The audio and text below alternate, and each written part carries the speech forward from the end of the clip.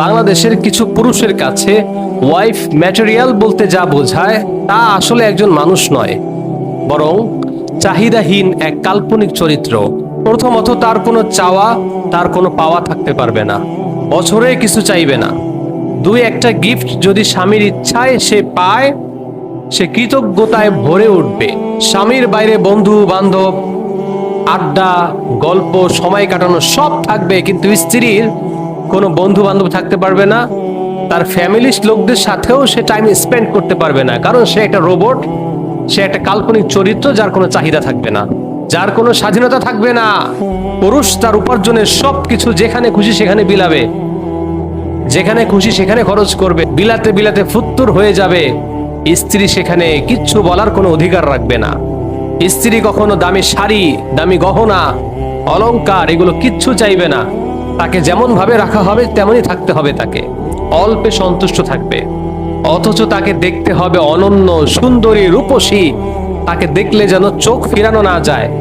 আবার ঘরের সব কাজ সে স্ত্রী করবে। ঘরের সবচাইতে নিম্নমানের কাজ থেকে নিয়ে যা আছে, কষ্টের কাজ, গরমের কাজ, পানির কাজ, সব কাজ সেই স্ত্রী আবার করবে।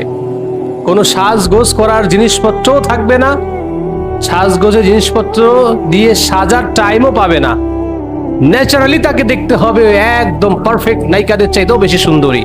তার গুণ থাকতে হবে, রান্নায় পারদর্শী হতে হবে, শরীর হবে স্লিম, ফ্যাশন সেন্স হবে নিখুঁত, মানসিকভাবে সবসময় সাপোর্টিভ থাকবে। পড়াশোনা থাকতে হবে, কিন্তু সেই পড়াশোনার জ্ঞান তার জীবনে প্রয়োগ করার কোনো সুযোগ থাকবে না। মানে সেই জ্ঞান পর্যন্ত সীমাবদ্ধ, সার্টিফিকেট পর্যন্ত সীমাবদ্ধ, এটা জীবনে প্রয়োগের কোনো প্রয়োজনও নেই। সে হবে ধৈর্যশীল, নীরব, প্রশংসায় ভরা, একজন মানুষের চাইতে এক বেশি নিখুঁত চরিত্র, বাইরে আকর্ষণীয়, আবার কঠোরভাবে পর্দা করবে, পর্দা মেনটেন করবে। নিজের জন্য কোনো টাকা খরচ করতে পারবে না। আবার যদি কোনো ভাবে, কোনো ওয়েতে যদি সে উপার্জন করে, সেই টাকা আবার এই সংসারই খরচ করতে হবে, নিজের পরিবারকে এক কানা করেও দিতে পারবে না।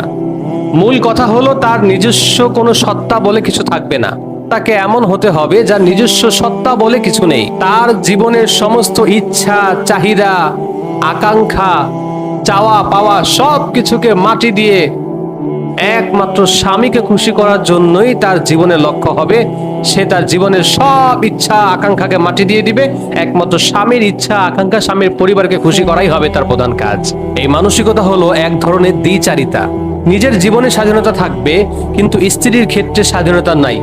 স্ত্রীর ক্ষেত্রে কঠোরতা, স্ত্রীর ক্ষেত্রে সীমাবদ্ধতা। নিজের জীবনের ক্ষেত্রে থাকবে স্বাধীনতা, আর স্ত্রীর জীবনের ক্ষেত্রে হবে সীমাবদ্ধতা। এর নাম শয়তানি, এর নাম ইসলাম নয়। এইগুলা যারা করে, এইগুলা হলো ইসলামের নামে পায়তারি, ইসলামের নামে শয়তানি। চিল্লা বলেন ঠিক কিনা? নিজের জীবনে থাকবে স্বাধীনতা, আর স্ত্রীর জীবনে থাকবে সীমাবদ্ধতা। এগুলোর নাম ইসলাম নয়, এটার নাম ইসলাম নয়। প্রয়োজন অনুসারে ধর্মের কথা শোনানো হবে, ইসলামকে বিকৃত করে নিজেদের মতো করে মন গড়া কথাকে ইসলাম বলে চালিয়ে দেবে। প্রয়োজন অনুসারে ধর্মকে সামনে আনবে, আবার প্রয়োজন শেষ, বাস ধর্মের কোনো নামগন্ধ নাই। যেখানে ইসলামের প্রকৃত কথাই ছিল স্ত্রীর প্রতি ভালোবাসা, সম্মান, রেসপেক্ট, এগুলো ভরপুর থাকবে। একে অন্যের প্রতি ভালোবাসা, সম্মান সম্পূর্ণ অক্ষুণ্ণ থাকবে। এই সম্মান, দায়িত্ববোধ, ন্যায় বিচার এগুলো এখন আর আমাদের মাঝে নাই, অথচ এগুলোর কথাই ইসলাম বলেছে।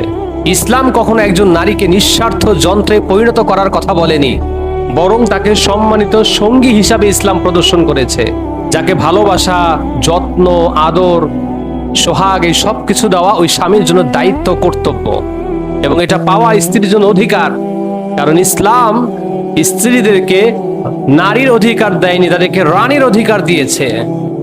বাস্তবতা হলো, একজন স্ত্রী কোনো কাল্পনিক চরিত্র নয়, তিনি আপনার আমার মতোই একজন মাটিতে গড়া, হাতে পায়ে একজন মানুষ। তারও অনুভূতি আছে, তারও চাহিদা আছে, তারও ভালোবাসা পাওয়ার অধিকার আছে। এগুলোকে অস্বীকার করে একটা সংসার কখনো সুন্দর হয় না, এগুলোকে অস্বীকার করে একটা নারী কখনো বেঁচে থাকতে পারে না, এগুলোকে অস্বীকার করে ওই নারীর কাছ থেকে একটা স্বামী কখনো পরিপূর্ণ সুখ শান্তি আশা করতে পারে না। সবচেয়ে বড় প্রশ্নটা এখানেই, নিজে কেমন সেটা না ভেবে তার স্ত্রীটা যেন একদম নিখুঁত হয়, পারফেক্ট হয়, একটা চুল পরিমাণ খুঁত যেন তার মধ্যে না থাকে, এমন স্ত্রী খোঁজাটা কতটা ন্যায়সঙ্গত বলেন?